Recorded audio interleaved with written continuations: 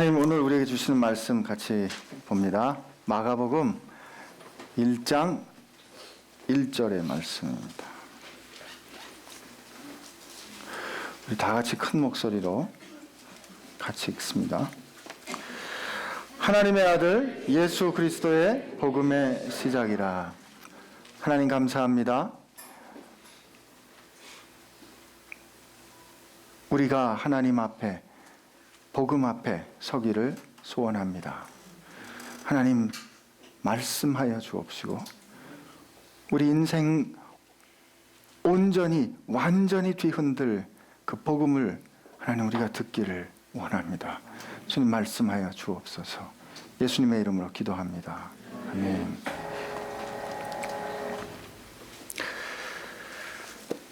오늘 본문의 말씀은 짧습니다. 마가복음 1장 1절 하나님의 아들 예수 그리스도의 복음의 시작이라. 이 마가복음은 이 선언으로 시작이 됩니다. 마가는 이 복음을 우리에게 들려주는 이 복음을 증언하는데 처음 시작을 다른 군더더기 다른 설명이 없이 이 선언으로 시작합니다. 하나님의 아들 예수 그리스도의 복음의 시작이라. 선포입니다. 요즘 유행하는 말 중에 돌직구라는 말이 있습니다. 그냥 눈치 보지 않고 그 사람이 어떻든 상관없이 그냥 내지르는 질문을 향해서 돌직구라 그럽니다. 언제부턴가 교회가 복음을 전하는데 복음의 자신이 없어졌어요. 그 복음의 자신이 없어지니까 혹시 이 복음을 전달하는 방법이 잘못됐나? 요즘 사람들이 왜 이 복음에 귀 기울이지 않을까? 그래서 그 사람들이 편안해하는, 그 사람들이 익숙한 방법으로 찾아가면 잘 전달이 될까? 이런 시도를 해보기도 했습니다. 물론 그런 노력과 그런 태도에는 우리가 마음을 두고 생각해 봐야 할 그런 점들이 있습니다. 우리가 이해할 수 있는 언어로 그들에게 다가가야 하니까요. 그러나 그 마음 깊은 곳에 언제부턴가 우리 마음 가운데 언제부턴가 왠지 그 복음, 이 오래된 소식에 대한 자신이 없어진 이런 우리의 태도에 문제가 있지는 않은가 한번 생각해 봐야 합니다. 골로새서 말씀을 보면 골로새서 1장에 보면 이 복된 소식을 너희가 들은 날 그때부터 너희에게 변화가 일어났고 이 복된 소식을 온 천하 만물이 들어 열매를 맺어가고 있다 그랬어요. 여러분 이 세상에 어떤 소식이 전해졌는지 모르겠어요. 이 세상에 얼마나 많은 소식이 전해졌는지 모르겠어요. 그러나 이 소식보다 여러분이 지금 듣고 있는 이 복음보다 더 중요한 소식은 이전에도 없었고 앞으로도 영원히 없을 겁니다. 우리의 오늘 그리스도인이라는 이름을 달고 사는 우리에게 문제가 있다면 그 복음의 영광을 제대로 알지 못하기 때문에 우리가 그 복음을 제대로 분명하게 그 크기만큼 듣지 못했기 때문에 자신이 없는 거죠. 그 아름답고 그 청량할 수 없는 그 소식을 전하는데 방법이 뭐가 중요하겠어요? 메시지가 분명하다면. 마가는 오늘 그런 느낌을 갖게 합니다. 그냥 선언하는 거죠. 더 이상 설명이 필요 없는 거예요. 하나님의 아들 예수 그리스도의 복음이 시작되었습니다. 새 시대를 알리는 선언입니다. 이제 인간의 역사는, 여러분과 내 역사는 다시는 돌이킬 수 없는 새로운 국면으로 들어갔거든요. 그 사실을 선언하는, 선포하는 거예요. 기쁨을 가지고 환희에 차서 복음의 시작이라. 우리가 같이 마가복음을 읽을 때 오늘 여러분 마가복음 1장부터 읽으셔야 돼요. 오늘 성경 봉독 그 순서가 마가복음이에요. 여러분 그 복음의 영광을 여러분들이 맛보아 알기를 원합니다. 그 복된 소식을 들은 사람마다 인생이 뒤집혔습니다. 그 복된 소식 제대로 들은 사람은 누구든지 그 인생이 변하지 않은 사람이 없어요. 우리가 감당할 수 없는 무게로 그 복된 소식이 우리 인생을 몰아쳐오는데 누가 견디겠어요? 오늘 목사님 말씀하셨어요. 기도할 때, 설교하실 때, 하나님 우리가 콩가루 되게 해주세요. 하나님 우리가 산산조각나게 해주세요. 뭐에 의해서? 복된 소식에 의해서. 그럴 때 새롭게 빚어지는 거예요. 그럴 때 우리 과거로부터 완전히 떠나갈 수 있는 거죠. 여러분, 복음은 여러분에게 새로운 출발을 가능하게 합니다. 누구도 예외가 없습니다. 아멘? 예. 이건 다시 한번 아멘 해도 되는 아멘입니다. 근데 이 복음이 시작되는 이걸 소개하면서 선지자 이사야의 글을 바로 인용합니다. 선지자 이사야의 글에 보라 내가 내 사자를 내 앞에 보내노니 그가 내 길을 준비하리라. 광야에 외치는 자의 소리가 있어 이르되 너희는 주의 길을 준비하라. 그의 오실 길을 곧게 하라. 기록된 것과 같이 세례 요한이 광야에 이르러 죄사함을 받게 하는 회개의 세례를 전파했다. 이렇게 말합니다. 이 마가의 증언은 이 복음의 시작과 함께 이 복음이 시작될 때 상황을 몇 가지 기둥처럼 얘기해 주는데 그 첫 번째 마가가 분명히 우리에게 가르쳐 주는 사실은 이 복음의 사건이 예수 그리스도의 사건이 우연히 갑자기 어느 날 일어난 것이 아니라는 거죠. 이 복된 소식이 우리 가운데 이 역사 가운데 들어온 것은 이미 오래전부터 준비됐어요. 이사야의 예언이라 말하면 적어도 예수님 오시기 700~800년 전에 예언이 일어난 것이고, 그리고 창세기 3장 15절에 보면 인간이 범죄한 그 순간부터 여인의 후손이 내 머리를 밟을 것이라 말씀하신 그 가장 첫 번째 복음이 창세기 인간 역사의 시작에 기록된 것처럼 하나님은 이 만세 이 역사가 시작되기 전부터 우리를 향한 하나님의 구원의 계획을 가지고 계시고 시작하시고 그것을 이루어 가셨던 거죠. 제가 그래서 제일 좋아하는 말씀 중에 하나가 이사야 9장 7절의 말씀, 만군의 여호와의 열심이 마침내 이루리로다. 아멘. 만군의 여호와의 열심. 저는 이 만군의 여호와의 열심이라는 이 말씀이 제가 성탄절의 의미를 다시 깨닫게 해준 말씀입니다. 이사야 9장에 보면 여러분 이 옛날에는 성경 말씀이 없었기 때문에 누군가 앞에서 성경 말씀을 읽으면 그 말씀을 들었습니다. 여러분 들어보세요. 제가 한번 최선을 다해서 읽어볼게요. 전에 고통받던 자들에게는 흑암이 없으리로다. 옛적에는 여호와께서 스불론 땅과 납달리 땅이 멸시를 당하게 하셨더니 후에는 해변길과 요단 저편 이방의 갈릴리를 영화롭게 하셨느니라. 흑암에 행하던 백성이 큰 빛을 보고 사망의 그늘진 땅에 거주하던 자에게 빛이 비치도다. 주께서 이 나라를 창성하게 하시며 그 즐거움을 더하게 하셨으므로 추수하는 즐거움과 탈취물을 나눌 때의 즐거움같이 그들이 주 앞에서 즐거워하오니 이는 그들이 무겁게 맨 멍에와 그들의 어깨의 채찍과 그 압제자의 막대기를 주께서 꺾으시되 미디안의 날과 같이 하셨음이니이다.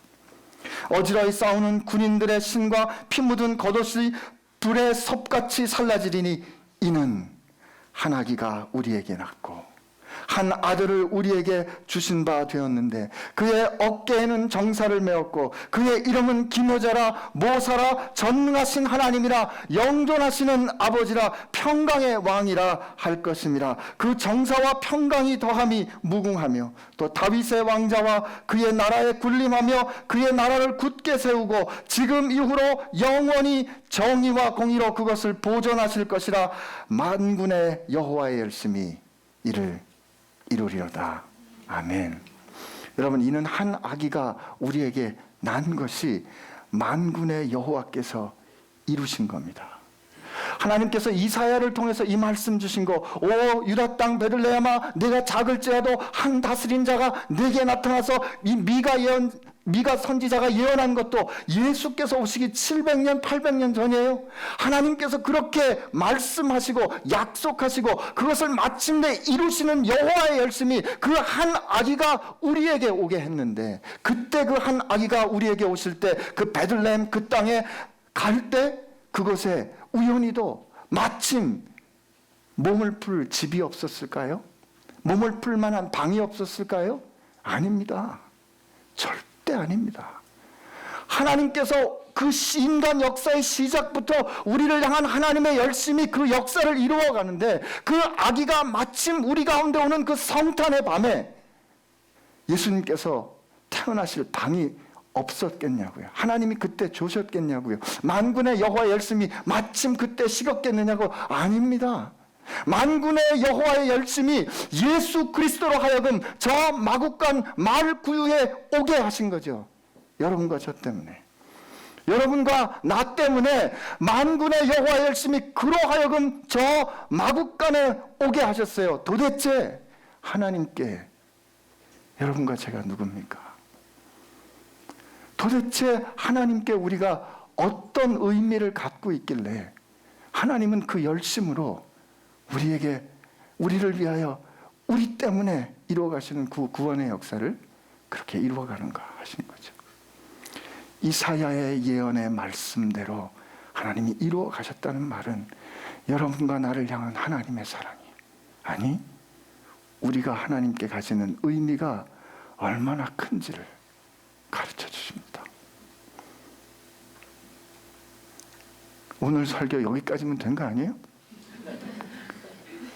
우리가 하나님께서 인간이 되어 죽기까지 그 구원의 일을 행하시기까지 그렇게 만든 존재가 우리라면, 그 사실을 우리가 바로 알았다면 우리 인생, 우리 스스로에 대해서 그렇게 살지는 않을 겁니다. 이사야 예언대로 하나님은 그 일을 이루어 가십니다. 그리고 그 예언을 성취해가는, 성실하게 이끌어가는 주님 앞에 와서 그 일을 예비하는 자가 세례자 요한이었죠. 그죠? 세례 요한이 스스로를 그렇게 말합니다. 나는 광야에 외치는 자의 소리다. 그리고 주님 오시는 길을 예비합니다. 그가 뭐라고 말합니까? 회개의 세례를 선포하고, 내 뒤에 나는 지금 여러분께 회개의 세례를 선포하고 물로 세례를 주지만 내 뒤에 오시는 분은 성령으로 여러분께 세례를 줄 것입니다.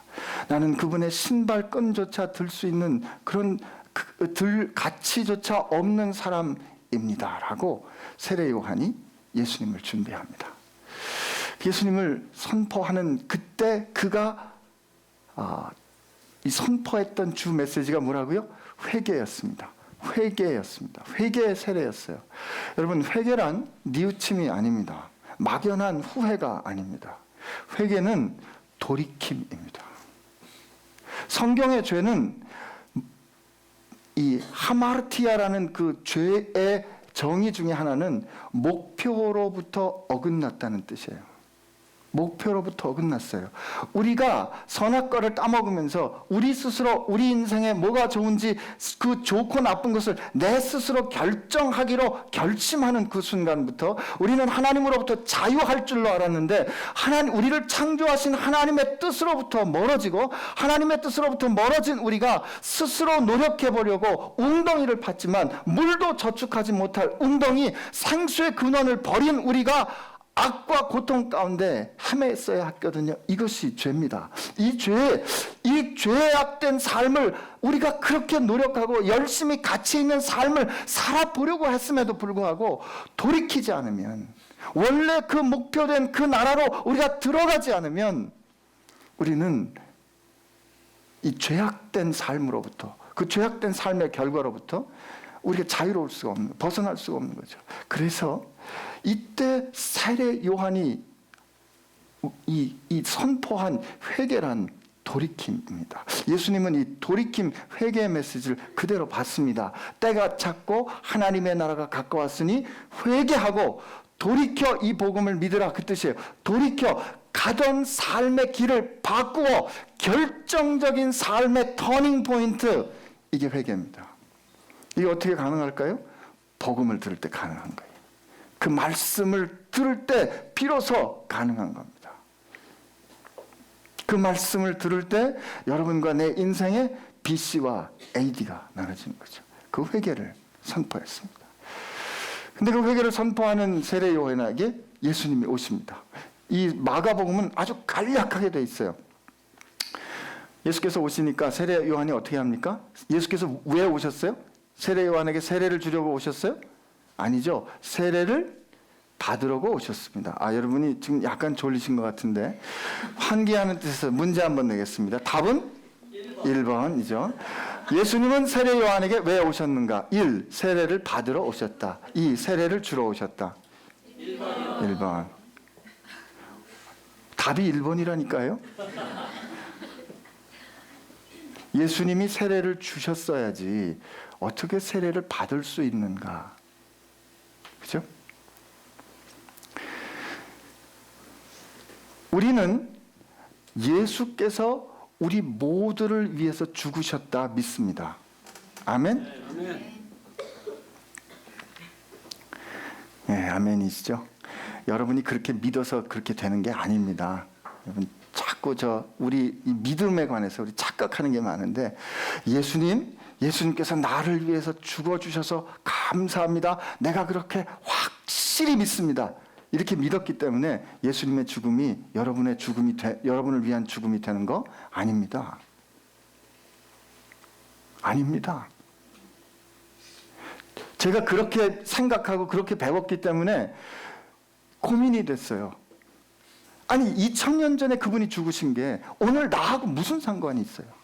2000년 전에 그분이 죽고 사신 게 오늘 나하고 무슨 상관이 있길래 내가 그것을 믿는다고 오늘 내게 효과가 있냐고요? 그렇지 않습니다. 그러면 왜 예수의 죽음이 여러분과 나를 위한 죽음이 되는가? 첫째, 예수께서 그렇게 말씀하셨기 때문입니다.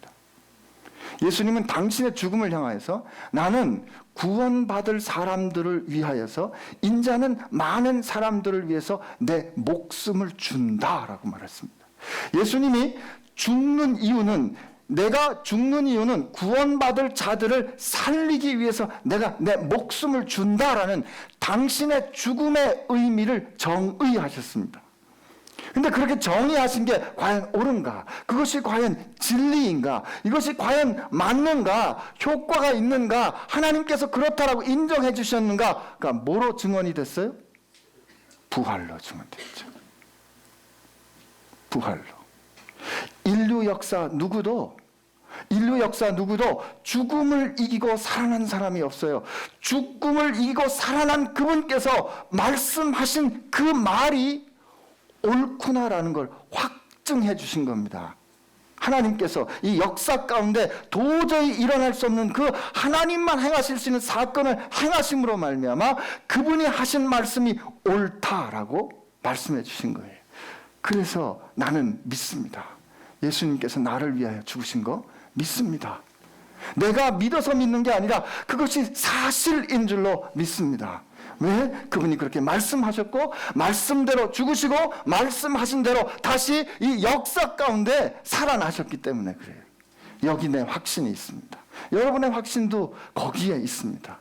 예수께서 세례를 받으실 때 뭐라고 말씀하시냐면 이것을 행하여 의를 이루는 것이 옳다 하십니다. 예수께서 그렇게 죽으실 예수께서 죄인이 받는 세례를 죄 없으신 예수님이 다시 받으신다는 뜻은 죄값을 치러야 할 모든 인류를 대표해서 세례를 받으십니다.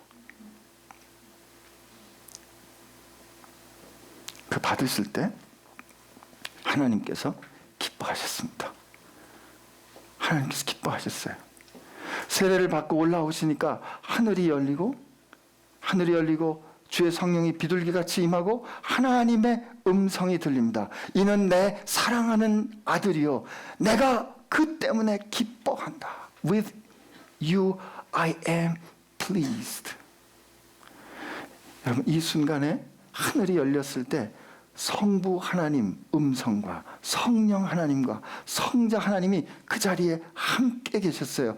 여러분, 이 세례를 받고 하늘이 열리는 그 순간은 우리가 죄악으로 인해서 하나님과의 관계가 멀어졌던 그 순간에서 하늘이 찢어지듯 열어지고 새 하늘과 새 땅이 오늘 지금 우리와 함께 인카운트하는 이 순간이란 말이죠. 세례하는 그 순간에 하늘이 열렸을 때 예수 그리스도의 복음의 시작이라 말씀하신 그 예수님을 통해서 우리 가운데 새 하늘과 새 땅이, 그 하나님과 우리가 함께 동거하는 그 땅이 지금 그 순간에 열려서 현실로 그들에게 오는 거죠.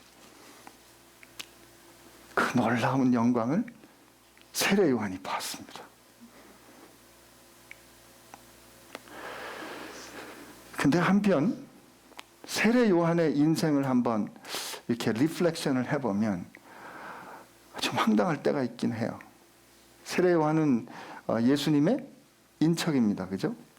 그리고 예수님보다 얼마 전에 태어났는데 그가 한참 사역을 할 때 예루살렘에서 사람들을 보내가지고 그에게 질문합니다. 네가 누구냐? 그랬을 때 세례 요한이 나는 그리스도가 아니다라고 대답합니다. 그의 대답은 질문의 의도를 드러냅니다. 사람들은 당신이 그리스도입니까? 라고 그에게 물어볼 정도로 그는 사역적으로 영향력이 많은 사람이었어요. 그 세례 요한이 어떻게 말합니까?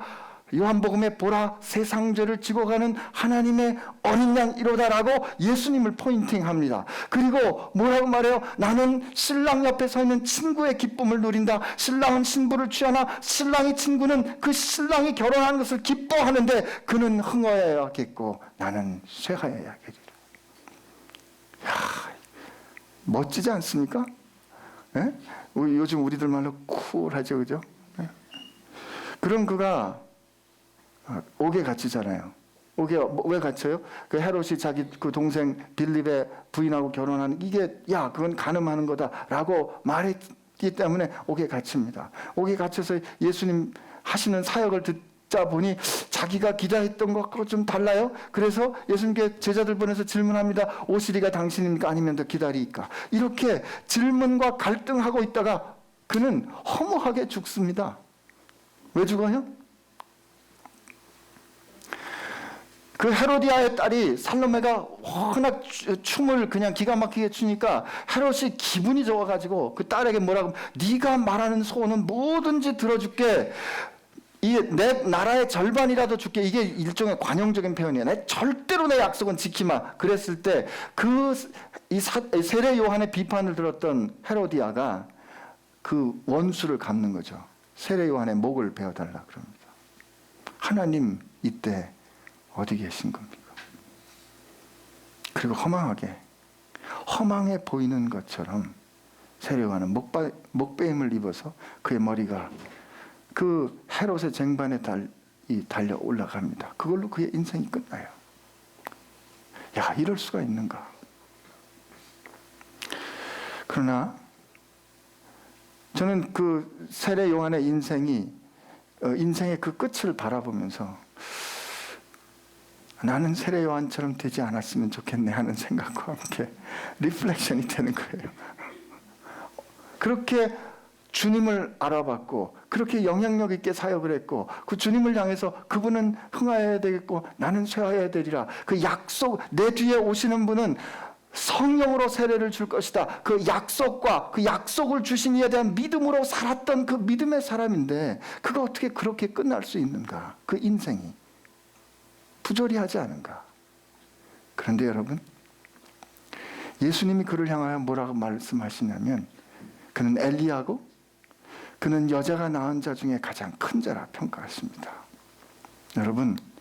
여러분과 제 인생이 우리가 사용되어서 예수 그리스도를 포인팅할 수만 있다면, 여러분과 제 인생이 어떤 모양과 어떤 형편으로 사용되든지 우리를 통하여서 예수 그리스도가 드러낼 수만 있다면 여러분 그거로 우리 인생은 가치 있는 겁니다. 여러분 그렇게 믿게 되시기를 바랍니다.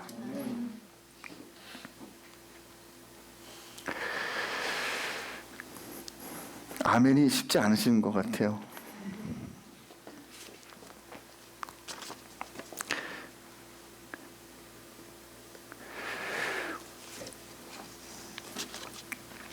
세례 요한은 그렇게 예수님을 포인팅하고 그 인생을 마감했습니다. 저는 그게 가치 있는 인생이라고 믿습니다. 오늘 우린 여러 가지 메시지를 듣고 여러 가지 하나님께 듣고 싶은 이야기가 있지만 오늘 그 세례의 현장에서 예수님께 말씀해 주신 그 하나님의 음성, 너는 내 사랑하는 아들이요 나는 너로 기뻐한다 라는 그 음성이 결국은 모든 복음의 나는 요약이라 믿습니다. 여러분과 내가 들어야 될 그 소리가 바로 그거예요. 그거면 우린 충분한 거예요. 하나님이 말씀하십니다. 너는 내 자녀고 너는 내 사랑하는 아들이고 너는 내 사랑하는 딸이고 내가 하나님이 너 때문에 기뻐한다. 여러분과 내 인생이 세례 요한의 인생처럼 혹시 끝날 수도 있어요. 내가 그렇게 꿈을 가지고 하나님의 뜻대로 살아보려고 했는데 그냥 허망하게 끝나는 수도 있어요. 제가 언젠가 말해주었던 우리 우즈벡에서 같이 동역했던 선교사님이 폐암으로 나보다 나이가 한두 살 어린 여자 선교사님이 그렇게 꿈꾸던 우즈벡에 가서 사역하지도 못하고 죽었거든요. 그러나 그렇게 끝날지라도 우리 인생이 하나님으로부터 너는 내 사랑하는 아들이고 너는 내 사랑하는 딸이고 나는 너 때문에 기뻐한다라는 음성 들었다면 우리 그것으로 우리 인생 가치 있는 겁니다. 여러분 그 마음 갖고 여러분이 세상 앞에 설 수 있다면 여러분 이미 복음을 가진 자로 살 수 있을 겁니다. 어저께 제 식사를 하다가 우리 교회 형제부로부터 그런 얘기를 들었어요. 제가 허락받지 않고 그 간증을 하는데 교회 와서 올해 진짜 인생에 처음으로 공동체 생활을 해보니까 하는 사업이 재미가 없어졌대요. 그래서 옆에 앉아있던 그 부인 되는 자매가 굉장히 걱정하시더라고요. 굉장히 조심해야 될 고백입니다. 그러나 그 가운데 있는 변화는 무엇일까? 옛날에 사업이 재미없어졌다라고 그렇게 느낄 수 있다는 말은 그 사업에 묶였던 이것이 인생을 받추어주는 모든 가치의 전부라고 생각했던 그것들이 이제 힘을 잃어가고 있는 거예요. 그것보다 더 좋은 가치, 그것보다 더 확실한 기쁨. 너는 내 사랑하는 아들이고 나는 너 때문에 기쁘다. 너 내가 기뻐하는 인생 살지 않겠니? 하는 그 인생으로의 인생의 전환, 돌이킴, 회개가 일어나고 있는 거죠. 그렇다고 일 대충 하라는 뜻은 절대 아닙니다. 일 열심히 해야죠. 그 열심히 해야 되는 이유가 그 다음에 나옵니다. 예수님께서 성령을 받고 난 다음에 성령이 예수님을 광야로 몰아가셨다 했습니다. 이 대목도 마가는 짧게 기록합니다. 그런데 다른 데 없는 증언이 있어요. 다른 데는 가면 예수께서 세 가지 시험을 사단으로부터 받으시고 그 사단으로 받은 시험을 하나님의 말씀으로 어떻게 이겨내시는지를 자세히 증언하는데 다른 말씀에 없는 증언 중에 하나가 여기 예수께서 들짐승들과 함께 있었고 천사들이 수종들더라라는 이 증언이 다른 복음서에는 없는 증언이에요. 근데 여기 증언이 있습니다. 참 이상해요. 그죠? 이 들짐승이 예수님과 함께 있더라. 이게 뭘 좀 생각나게 하시는 것 같아요?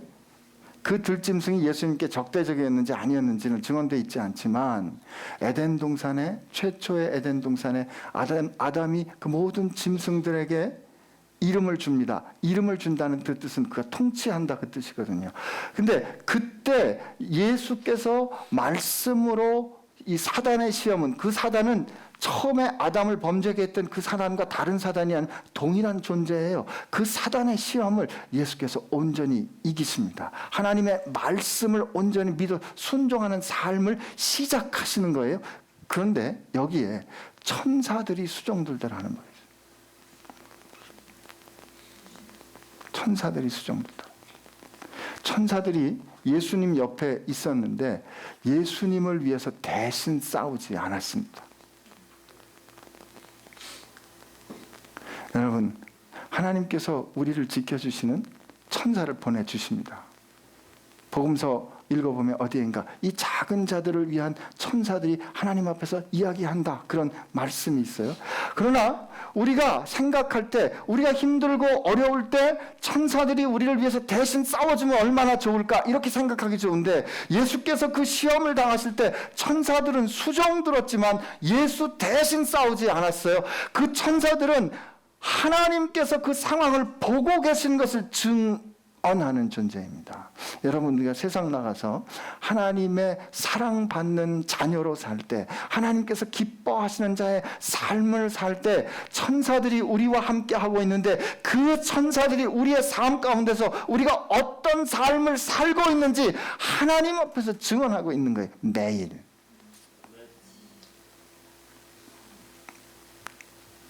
이 복음의 시작이 일어날 때 이런 일들이 기둥처럼 버티고 있음을 마가가 증언하는 거죠. 우리 앞으로 마가복음을 쭉 같이 읽어갈 텐데 여러분께 부탁이 있습니다. 오늘 내일 하면 계획으로 볼 때 어디 갔죠? 이 성경 읽기표 계획으로 보면 오늘 내일까지 하면 마가복음을 다 읽게 돼 있습니다. 읽게 돼 있어요. 여러분, 사랑하는 여러분, 인생이 바뀌고 싶지 않으십니까?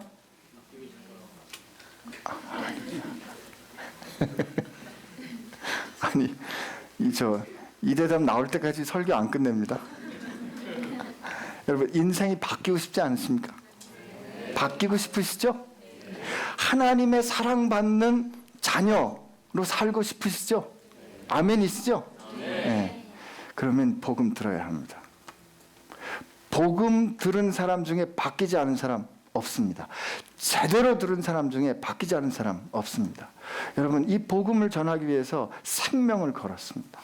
이 복음이 우리에게 전해지기 위해서 그 많은 사람들이 들은 그대로 전하기 위해서 생명을 걸은 그 소식이 오늘 우리가 듣고 있는 이 복된 소식이거든요. 그 복된 소식, 그 말씀이신 하나님을 우리가 만날 수 있는 기회가 있다면 여러분, 그 기회를 왜 안 쓰시냐는 거죠.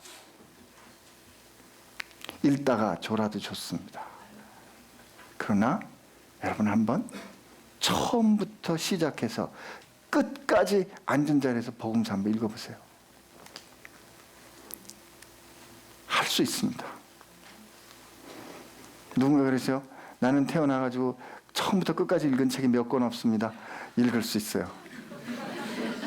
읽을 수 있어요. 30분이면 1시간이면 마가복음 다 읽을 수 있습니다. 그때 여러분, 그 가운데서 우리를 향한 하나님의 그 소식이 어떤지 우선 크게 들어야 합니다. 크게 듣고, 그리고 그 다음 한 가지 한 가지씩 우리에게 펼쳐가는 그 하나님께서 들려주신 그 이야기들 여러분 같이 듣게 되기를 바랍니다. 하나님의 복음은 시작됐습니다. 하나님의 복된 역사는 이제 돌이킬 수 없이 우리 가운데 시작됐습니다. 하나님의 아들 예수 그리스도의 복음이 시작됐고 우리를 그리로 초청하셨습니다. 그리고 여러분을 불러주신 그 하나님은 이 세상의 기초가 놓이기 전부터 여러분 한 사람 한 사람을 기억하고 여러분을 향한 그 뜨거운 열심으로 아들을 세상에 보내시기까지 여러분을 사랑하셔서 여러분을 위하여 죽으시기까지 여러분을 사랑하셔서 여러분을 하나님의 자녀로 삼으신 그 여호와의 열심이 여러분을 붙들고 계신 겁니다. 그 이야기가 복음의 이야기예요. 그리고 세례를 받을 때 그 하나님 나라의 하나님의 자녀된 것을 사람 앞에서 하나님 앞에서 증언하고 그 하나님의 자녀된 그 삶을 살 때 오늘 하늘이 열린 것처럼 성부 하나님, 성령 하나님, 성자 하나님이 여러분의 삶 가운데 같이 만나고 경험하고 동거하고 같이 사시는 그 놀라운 영광을 여러분이 경험하게 될 것입니다. 그리고 그렇게 여러분이 이 광야 같은 세상에 산다고 할지라도 하나님의 말씀에 따라 여러분을 넘어뜨리려고 하는 그 세력들을 넉넉히 이겨내는 것을 천사들이 하나님께 보고할 겁니다. 그런데 그렇게 할 수 있도록 복음이 여러분께 힘을 줄 거예요. 여러분, 이 특별한 시즌에 그 하나님 말씀 붙잡고 하나님 말씀을 통하여 만나게 되시길 축복합니다. 우리 같이 기도하겠습니다.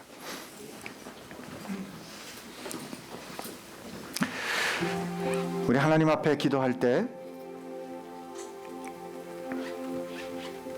다른 기도가 아니라 하나님 앞에 감사의 기도를 같이 드리기를 소원합니다. 이 복음의 시작은 우리로부터 시작된 것이 아니라 하나님께로부터 시작되었습니다. 여러분, 이 소식을 들을 때 하나님, 도대체 제가 하나님께 어떤 가치를 가졌기에 하나님 저를 이렇게 생각하시고 저를 이렇게 소중히 여겨 주셨습니까? 하나님, 제가 도대체 하나님께 어떤 존재이기에 저를 향하여 이 온 천하가 울리는 그 사랑의 고백을 듣게 하셨습니까? 나는 너를 사랑한다. 하나님, 오늘 이 복된 소식을 듣고 그 소식에 매여 살기로 결심하는 오늘 하나님 앞에, 나를 그렇게 여겨주신 하나님 앞에 감사의 고백을 드리기를 원합니다. 그렇게 하나님께 다른 고백이 아니라 감사합니다, 이 고백을 드리는 여러분 되시기를 바랍니다. 같이 기도하겠습니다. 하나님 감사합니다. 하나님 감사합니다. 우리를 인도해 주시고 불러주신 하나님 감사합니다. 우리를 지켜주시는 하나님 감사합니다. 하나님, 오늘 우리에게 허락된 그 영광스러운 복음 앞에서, 우리를 향하신 그 하나님의 그 크고 놀라운 사랑 앞에서 하나님, 우리가 우리 마음을 다하여 정성을 다하여 하나님 앞에 고백합니다. 감사합니다. 감사합니다.